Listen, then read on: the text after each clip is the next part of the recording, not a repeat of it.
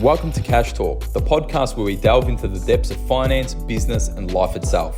I'm your host, John Cachia, a multi-award-winning wealth advisor with a passion for empowering ambitious Australians to confidently achieve financial freedom. Hey everyone, before we get started, this is a quick reminder that everything in this podcast is of a general nature and nothing has been tailored to your personal circumstances. So please seek personal financial advice before acting on this information. Hello and welcome back to Cash Talk, and today I am joined by Ayten. Ayten, how are you? I'm very well, John. How are you? Yeah, not bad. Pumping with caffeine, ready and roaring for another Cash Talk episode. And today I want to get straight into it because it's now 2025. I am still seeing a lot of the things that I saw in 2024 actually kind of moving into 2025. And even though it's a really good time to kind of reflect and try and create a better 2025 than maybe 2024, I'm still see people still making some interesting decisions when it comes to their money. And so I want to focus on today around, more money, same problems. And what I mean by that is that I'm finding, obviously, with inflation, people are, sometimes getting more income, but what they do with that money, they're making some poor decisions with. So, I want to kind of give a bit of a landscape about what's going on in the moment. We've got, stock market soaring at the moment. We have crypto market soaring at the moment. We have property markets soaring in most states around the country. And I find that a lot of inquiries are happening in regards to, I want to be purchasing these assets.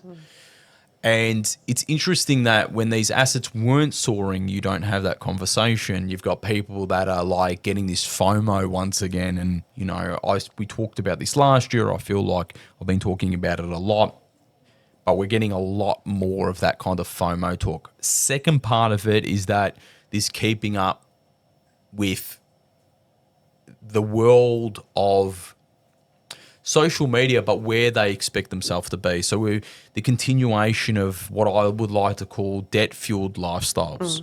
And so I'm finding that more income, more borrowing, same position. Now, Ayten, obviously you're seeing this as well too. It's interesting, but it's not shocking, is it? Yeah. So often we see people who are quite ambitious with their work and their salary, where they'd like to see themselves. So they set themselves goals and they'll try and achieve that higher income, which is all well and good. But the issue there is once you achieve your higher income, you're now trying to keep up with that lifestyle and your expenses are also going up with your income. So that's where we kind of see people being stagnant. Because we don't see people readjusting their goals. We don't see people planning for the future with their extra income that's coming in. So that's one of the biggest factors. As your income grows, it doesn't necessarily mean it's the answer to all your problems, because if you don't have a good foundation and you don't have a good system in place, that's just going to be eroded. It actually inflates the problem in a way, that if the more income you've got, the more potential debt you carry, the more lifestyle commitments that you have. And I've seen in multiple cases clients household income plus 500 grand a year, and they've got more going out than they've got going in. And so it doesn't mean more income your problems are solved. The ability for you to grow your income at a higher rate than what your lifestyle is, that gap between it, is the fuel or the oxygen that you need for your finances to be able to kind of make that thrive even further. However, what we're seeing is that a lack of delayed gratification. And what we're seeing is that I still want that house. I still want that whatever. I want that car. I want that bag. And people need to kick themselves out of it. And, I think a lot of people need to stop thinking what other people think I need to be at. This kind of, I should be here. Yes. Both from like a yourself perspective in regards to where I should be, also externalize where other people think I should be. Remove that completely. Build a plan that's sustainable and then work through that gets you to where you need to get to. Which brings me on to my next point is around, if they're not moving fast enough, they're resorting to assets to help them speed themselves up. And so we're seeing, like I said before, asset prices continue to soar in most growth assets. And I can't help but feel a sense of, I'm not going to say anxiety, but I feel a little bit of a sense of like people are about to be hurt, financially speaking. Continuing to chase return, not focus on risk. Borrow from their financial future, not having enough of war chest to be able to kind of fight through down cycles. And I think this is an exacerbation, I can't even get that out, of the money that was printed in COVID, the correction that maybe should have happened 3 years ago. I can't help but feel a sense that the likelihood of a correction happening in those asset classes is getting closer and closer and closer and more imminent. Now, that doesn't mean that it's going to happen tomorrow. However, when there's, be greedy when people are fearful, be fearful when people are greedy. I can't help but maybe that's naturally inside me that I'm seeing at the moment. Now, coupled with those asset price conversations, chasing returns, not following risk, wanting to get there quicker and quicker and quicker, not having the delayed gratification, the turtle over the hair, coupled with the debt-fueled society, the debt-fueled lifestyle, people need to really reassess if you're doing those, if they're right. Yeah. And I'm going to bring this into a client case that I was speaking to, or a potential client case 2 days ago, because it was quite relevant. It was a 25-year-old, and him and his partner were just kind of getting together. They want to buy their own home. Now, they've got about $40,000 in gold and silver, and they've got $128,000 in crypto, and they have $13,000 in a bank account. Now, I asked them, how are you going to have a deposit for a house? Where's the money going to come from? And immediately it was like, sell my gold and silver, use my money in my bank account.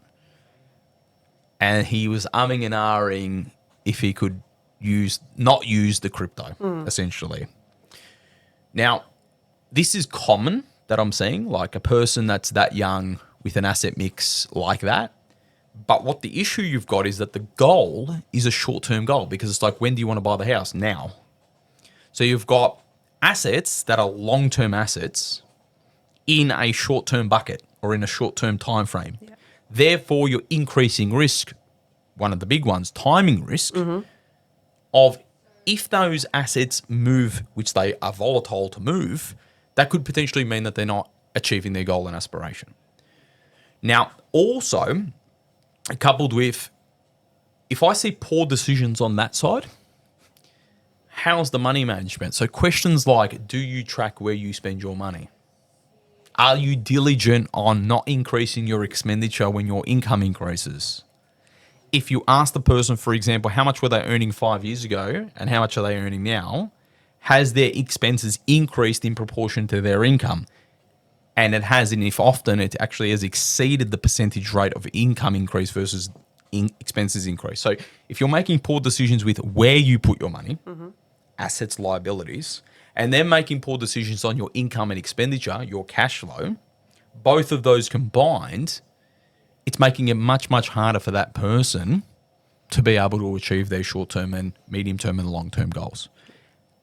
That is a quick example of what I just saw in the last 48 hours. And it is something that I'm often seeing. Yeah. And it's not to say that our clients aren't susceptible to chasing shiny objects. You know, one of my advisors contacted me today, and 3 of our clients talking about jumping on the crypto bandwagon. This is all education. It is constant education. When you're on a diet, every now and then you feel like having a donut when you get that smell of that nice warm jam donut. That's what happens with the financial world. So is that nice car that drives by and you're in your crap box car and you look at it and you go, oh, I'd feel really good in that car. It's going to constantly happen, but being able to kind of train yourself when the right time is to purchase that car, and does it fit within your overall? Because ultimately, you're just making it harder for yourself. And what I mean harder for yourself is ultimately, what does most people want? They want time. So the more you take from your future, you're actually taking from your future time. And I was actually speaking to a client on the weekend, and the massive flex at the moment in regards to like being wealthy is time wealthy. You know, and so how can I create a system, a robust system that creates certainty of me having more time for me to do what I want when I want? What's interesting about what you're talking about is that, I mean, I think we've had this discussion before that this is not traditional financial advising.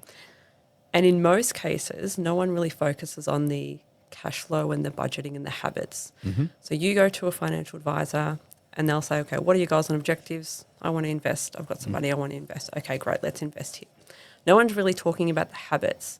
So I think the benefits of thriving wealth and the system that you've built is that we're really focusing on the core of what makes what makes your finances run. And it's the core is the cash flow.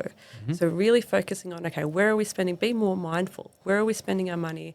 How are we going to achieve these goals? How are we going to increase our income? Having those income goals, having those expense goals, but also the vision in the future. So what does that look like for us in 10 years, in 20 years' time? And really focusing on the future, but also today. Because often people, I think, from what I've observed, it's great for someone to have a nice house and it's great for someone to have a nice car. And they think that from the outside, like you were talking about before, outsider perspective, you've got it all sorted. You've got the nice house, you've got the nice car. But what's happening on the inside is what really matters. And if you're like a duck just cruising along on the pond, but underneath you're like struggling, that is a problem. So we should be less, like you mentioned, less focused on what other people see us, but more focused on how we can rein in some of those goals and there's those cash flow issues. Because ultimately, if you're getting a pay rise or if you're getting an inheritance, it doesn't automatically change your mindset. You're not automatically going to know how to invest and how to better place your money to make it work for you. And I think you're spot on. I think you need to think about your financial strategy and think about who do you need to become to be in the financial future that you want in 5 or 10 years from now. You can make that same kind of thought in regards to if I want to be a world champion boxer, who do I need to become to be that world champion boxer? And then reverse engineer what I need to do every week, every month, every year to become that world champion boxer. However, if we use that, most people are kind of going straight to, okay, I want to become a world champion boxer. What's the quickest way quickest way I can make that happen? Yeah. And you know, I look at my own story, and obviously this relates to a lot of our clients as well. Over the last 21 years, I've spent tens of thousands of hours becoming a better financial advisor every year. And so let's just say I'm moving the dial 1%, 1%, 1%, 1%, 1%, 1%. Now, when I started my business, there was a room of about 15 people of advisors that started their own business. It was like the next gen of elite financial advisor business owners. Not one of those people are owning a business today. So I've become 1%, 1%, 1%, 1% better. Yep. Had the resilience to change, but with the vision of that 20-year-old at the time going, that's who I need to become. And so if you think about your financial strategy, who do I need to become? Now, this is 2 factors. Okay, what do I need to do from an actual financial perspective for me to have that dream life? Usually, it's cash flow related. What do I need to be spending? What do I need to be earning? Cool. Second bit, though, is around what behaviors do I need to bring to the table? What old ones do I need to get rid of? What new ones do I need to bring to the table?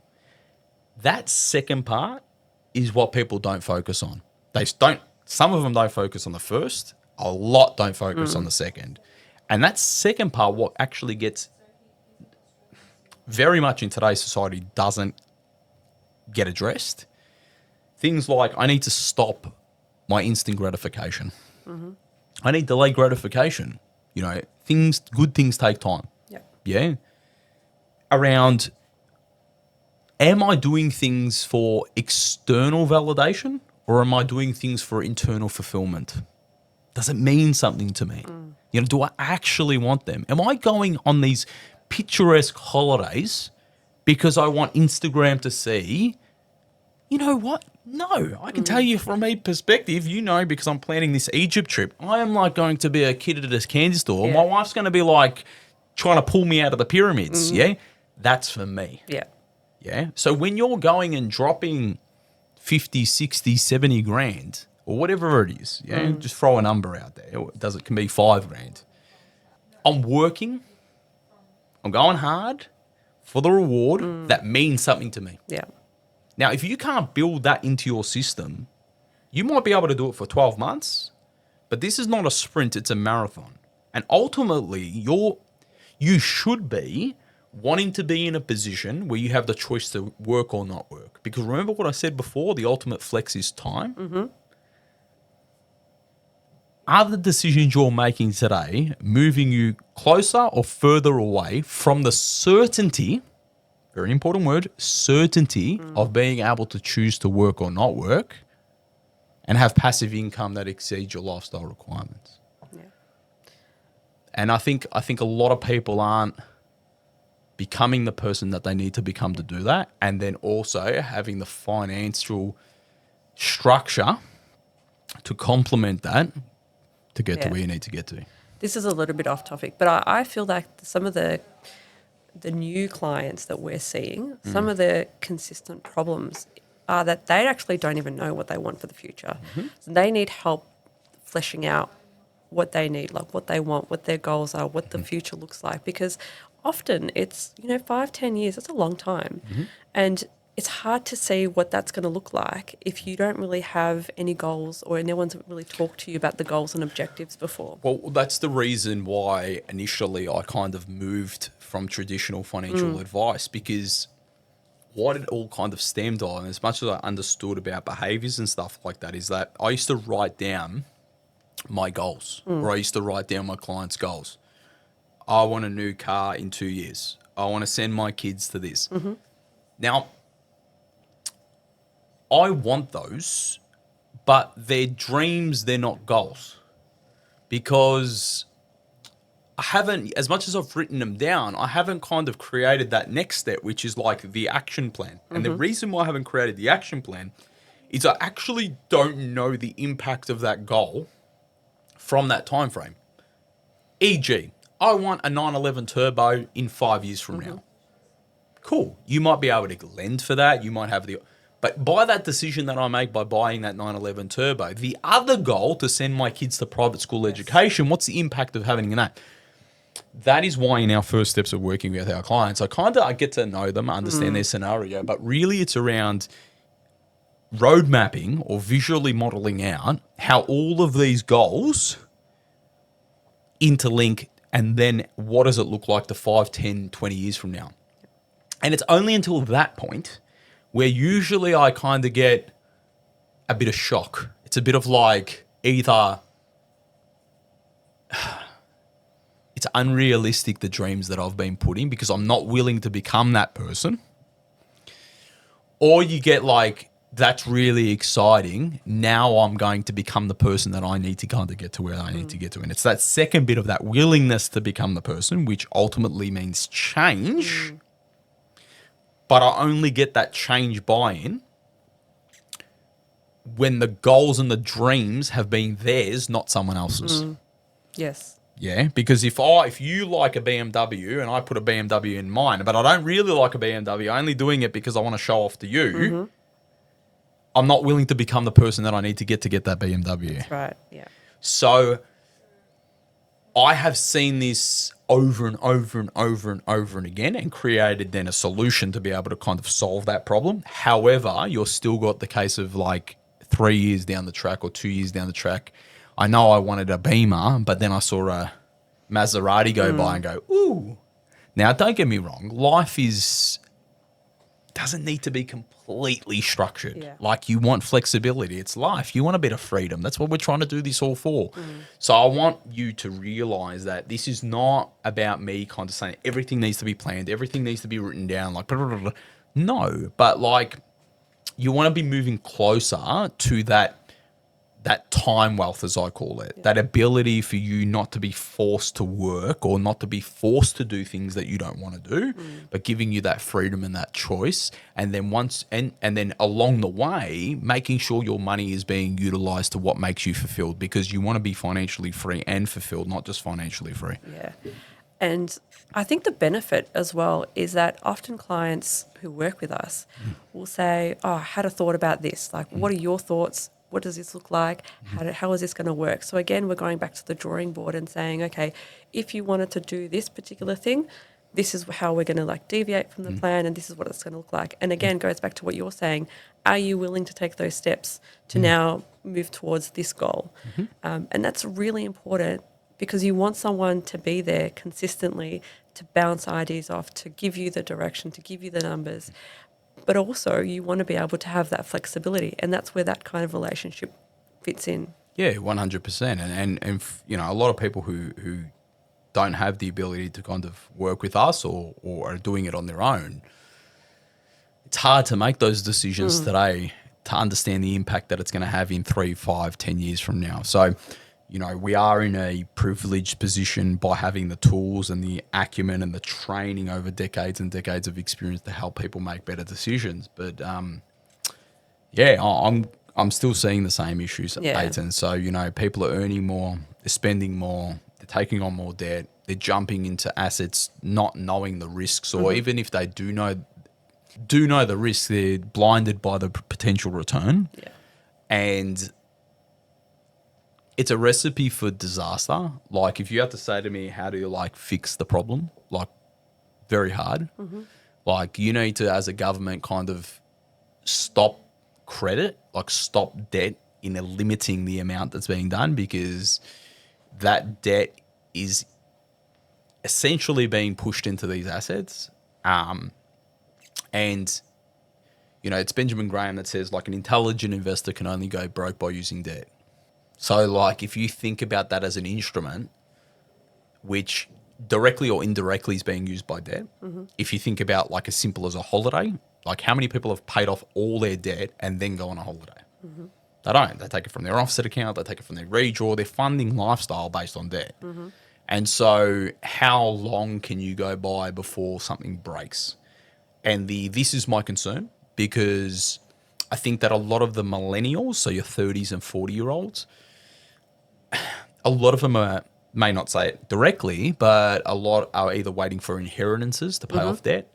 They're also some even happy to be in debt their whole life, draw down on their potential superannuation to pay that debt down. But then what does retirement look like? You know, are we going to have social security benefits like we have today?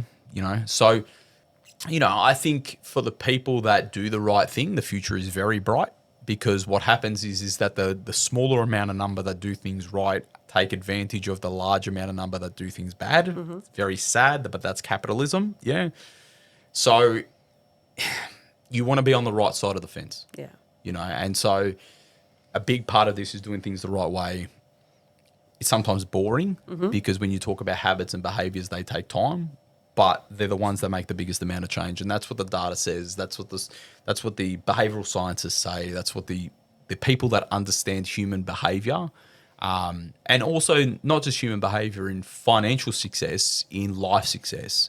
So I want to look at not what we have been doing, but what we can be doing. And what we can be doing is improving on our behaviors, and then using the financial instruments that have the data driven to back those up to be as minimal risk for highest potential return, to create the certainty of achieving your goals. That's what I want to be leaning towards. And the clients that are leaning towards are very successful in their life, by getting to that time wealthy position where their money is essentially funding the life that they've always dreamed of. If you can maybe just open that up a little bit. So doing the right thing and the wrong thing. So what are some things that people can implement, some of the clients that, some people that we can't work with, not for our clients, what kind of things can they look to do to try and, if they do have the increase in income, what are some of the strategies that they can employ themselves to kind of get on the right track? Yeah. So I think if you've got ability to increase your income without adjusting your expenditure, that is my number one tip. So being able to kind of have a barrier between you and the direct access of your income. So if you think about it, your income goes into an account. From that account, most people will just draw down out of it. But if you sit an account above your spending account, just one, income goes in, then from there it spits out the lifestyle expenses. You just simply create a barrier between you and direct access to your income. Now, you've got to be then purposeful to make sure you don't touch that account on top. Just by simply adjusting that system, you'll see that expense creep won't be as significant. Okay?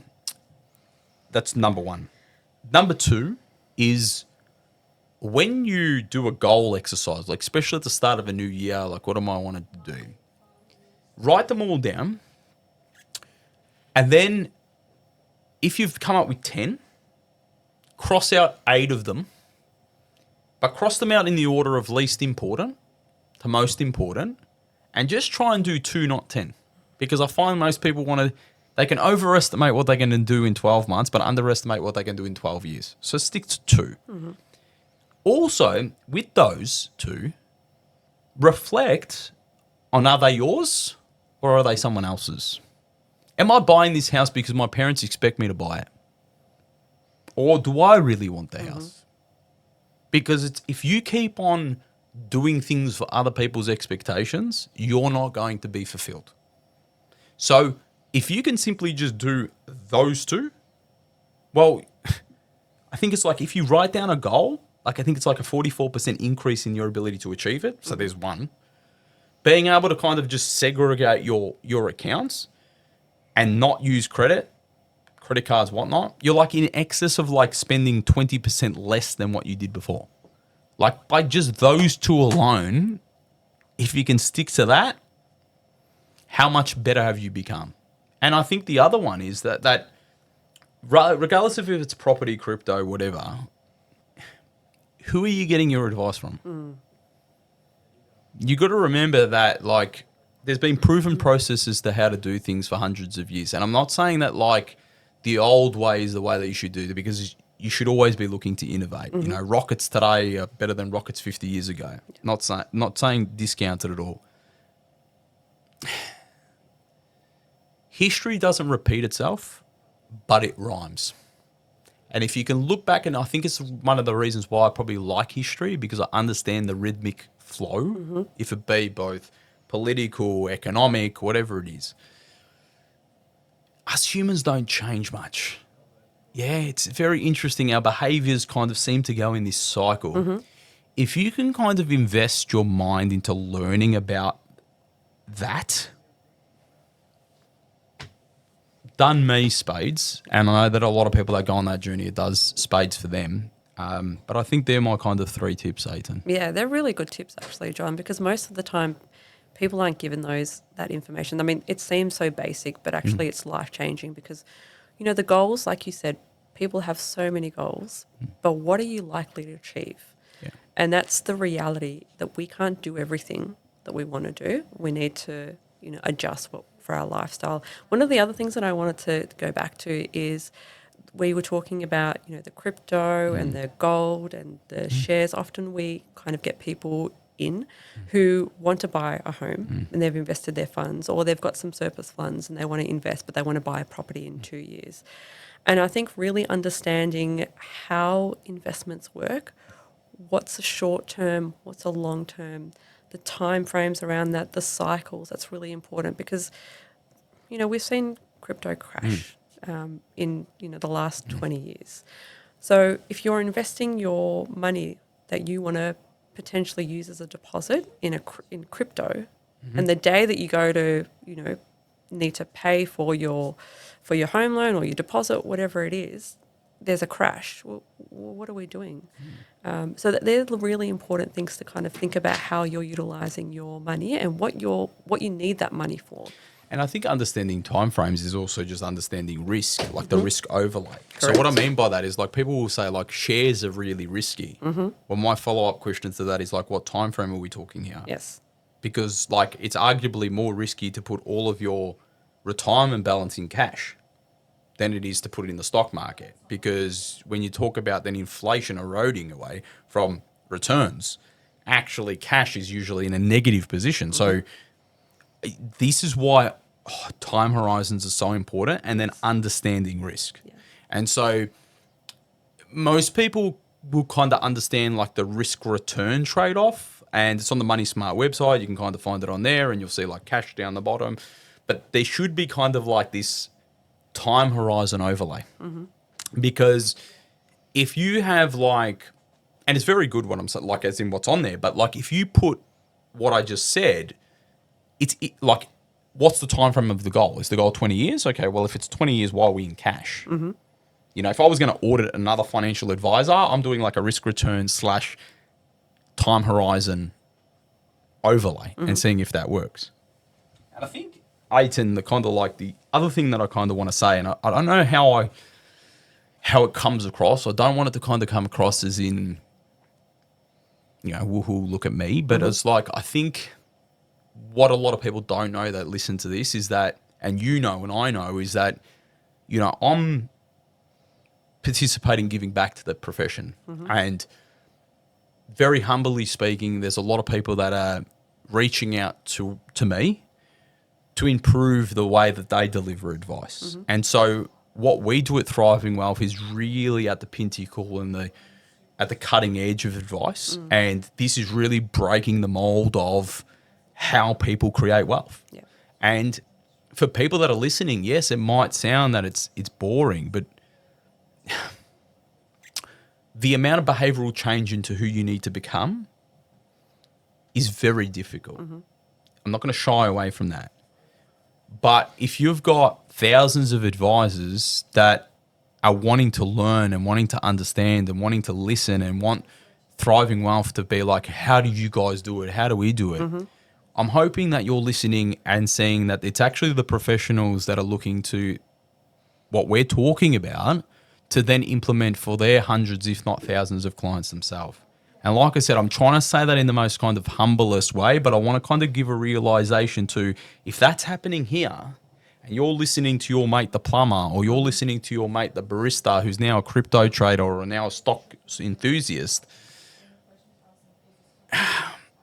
you know, in a way, it's like, you know, jump them on this podcast. I'd love to have like a talk with these people because I feel like I'd probably rip them apart in like, you know, 2 minutes, you know? So be wary what's going on, guys, at the moment. It's the same story that I've heard many, many times. Hopefully today has been a little bit of an understanding about what's going on, what you might be thinking, what you need to do and who you need to become. But, you know, it definitely is at the moment what we're seeing, a case of, you know, yes, people are more money, but, you know, same problems that we're seeing. So, Ayten, thank you very much for jumping on. Thank you very much for joining us once again.